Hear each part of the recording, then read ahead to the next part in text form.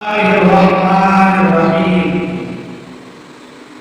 سیرت رسول کریم صلی اللہ علیہ وسلم بعد بعثت قوم کا سلوک اور آپ صلی اللہ علیہ وسلم کی حالت کا تیسرا باب۔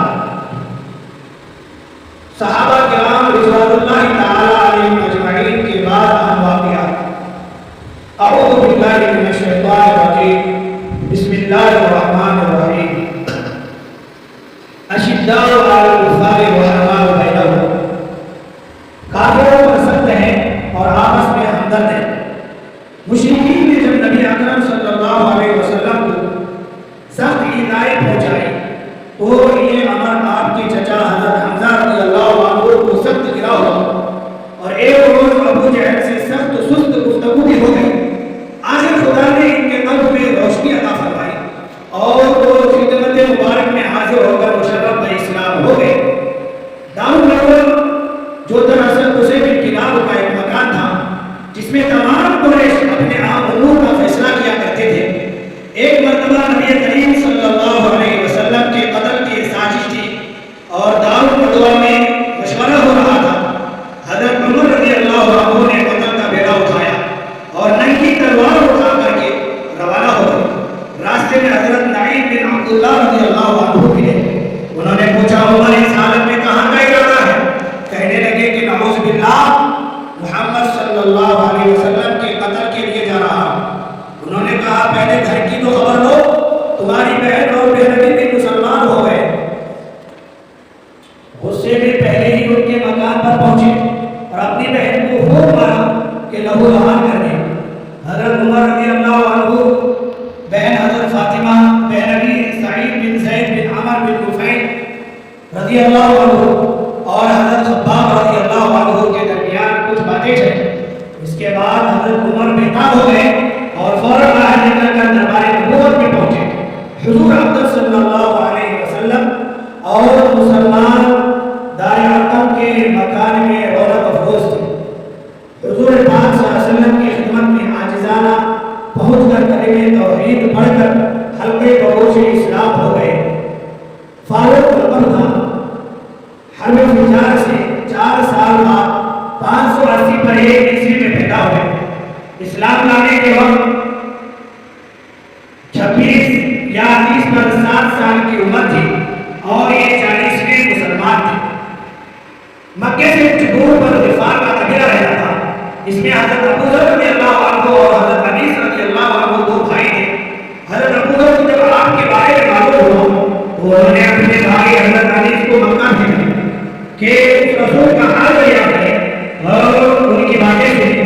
حضرت انیس مکہ آئے اور آپ کی خوب تعریف کی۔ یہ سن کر حضرت ابو ذر کا شوق اور وہ خود سوار ہو کر مکہ آئے اور مکے میں داخل ہوئے کہ خدا کے رسول کا پتہ لگائے۔ کسی سے پوچھنا مشکل تھا، رات ہو گئی اور وہ لیٹ گئے۔ حضرت علی کا ادھر سے گزر ہوا، وہ سمجھے کہ یہ کوئی پردیسی ہے۔ حضرت علی نے ان کی طرف دیکھا، وہ پیچھے ہو گئے۔ اگر چند دنوں کے بعد حضرت علی رضی اللہ عنہ نے حضرت ابو ذر غفاری رضی اللہ عنہ کو حضور اقدس صلی اللہ علیہ وسلم کی خدمت میں پہنچایا۔ جب وہ وہاں پہنچے اور آپ کی باتیں سنی تو دل کی بات زبان پر آ گئی، کلمہ پڑھ کر مسلمان ہو گئے۔ جس غیر مسلمان پر جن کافروں کا بس چلا اس کو طرح طرح سے ستانے لگے، مثلا ذہنی تکلیف دینے لگے، جسمانی تکلیف، اور مال کو بھی کبھی چرا کر، کبھی غصب کر کے، کبھی چھین کر گھر وغیرہ کو ناحق توڑ پھوڑ کر تکالیف دینے کو فخر کی بات سمجھ گئے۔ دوپہر کو عرب کی ریگستانی اور پتھرے کی زمین بے حد گرم ہو جاتی ہے۔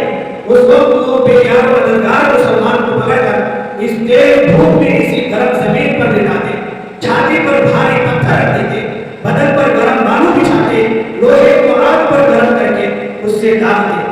یہ وہ سزائیں تھی جو حضرت بلال رضی اللہ عنہ، حضرت سہیل، حضرت خباب، حضرت یاسر، حضرت عمار، حضرت سمیہ، حضرت عامر، حضرت لبینہ، حضرت زنیر، حضرت مہدیہ، حضرت ام عبیس، حضرت عثمان، حضرت سعید بن زید، حضرت فاطمہ، حضرت زبیر، حضرت عبداللہ بن مسعود رضی اللہ تعالی علیہ اجمعین وغیرہ وغیرہ کو پہنچائے۔ پروردگار عالم ان حضرات کی قربانیوں کو قبول فرمائے اور انہیں اعلیٰ علین میں جگہ نصیب فرمائے، آمین۔ الغرض یہ کفار و مشرکین بے دردی سے، بے رحمی سے ان کو مارتے، گرم گرم کوئلوں پر ان کو چپ لگا دیتے تھے، ان کو باندھ کر مارتے تھے، شرمگاہ میں مارتے تھے اور تپتی ہوئی زمین پر لٹا کر اتنا مارتے کہ وہ بے ہوش ہو جاتے تھے۔ مسلمان اس بے بسی میں حضور اقدس صلی اللہ علیہ وسلم سے کافروں کی شکایت کرتے اور عرض کرتے کہ یا رسول اللہ صلی اللہ علیہ وسلم دعا فرمائیں کہ مسلمانوں کو راحت ملے، امن ملے اور سکون والی زندگی ملے۔ آپ صلی اللہ علیہ وسلم ان کو تسلی دلاسا دیتے اور صبر کرنے کو فرماتے رہتے اور گزرے ہوئے پیغمبروں اور ان کے ساتھیوں کو جو جو تکالیف دی ہیں ان کو سناتے تھے، جس کی وجہ سے انہیں بہت آرام مل جاتا تھا۔ بس ان بزرگان دین کا قصور صرف اتنا تھا کہ وہ اللہ تعالیٰ سے محبت کرنے والوں اور عاشقین رسول صلی اللہ علیہ وسلم کا یہ تھا کہ انہوں نے حضور اقدس صلی اللہ علیہ وسلم کو نبی و رسول مانا، انہوں نے محمد صلی اللہ علیہ وسلم کو پیغمبر مانا، اللہ تعالیٰ کو ایک مانا، شریعت مطہرہ کو دل و زبان سے قبول کیا اور اس پر عمل کیا۔ صحابہ کرام رضوان اللہ تعالیٰ علیہم اجمعین حضور اقدس صلی اللہ علیہ وسلم سے بے حد محبت فرماتے تھے۔ محبت ہی ان حضرات کی والہانہ زندگی کا سبب تھی، جس کی وجہ سے نہ جان کی پرواہ تھی، نہ زندگی کی تمنا، نہ مال کا خیال تھا، نہ تکلیف کا خوف، نہ موت سے ڈر۔